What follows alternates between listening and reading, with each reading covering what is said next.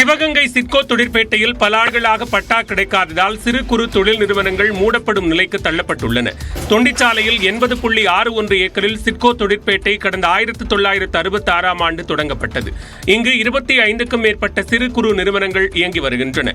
15 ஆண்டுகளுக்கு முன்பு நிலங்களை வாங்கிய சிறு குறு நிறுவனங்களுக்கு பத்திரப்பதிவு மட்டுமே நடந்துள்ள நிலையில் அதற்குண்டான பட்டா இதுவரை கிடைக்கவில்லை. இதனால் வங்கி கடன் பெற முடியாமல் நிறுவனங்கள் தவிப்புக்கு ஆளாகியுள்ளன. சிலரோ வாங்கிய நிலத்தை மீண்டும் சிட்கோவிடமே அளிக்கும் நிலைக்கு தள்ளப்பட்டுள்ளனர். கொரோனாவுக்கு பிறகு நிலம் வாங்கியோருக்கு பத்திரப்பதிவு கூட செய்ய முடியாத சூழல் நிலவுகிறது. இந்த அரசு நிலம் அரசு புறம்போக்குன்னு இருக்கு. சிட்கோவின் பேர்ல இந்த நிலம் கிடையாது.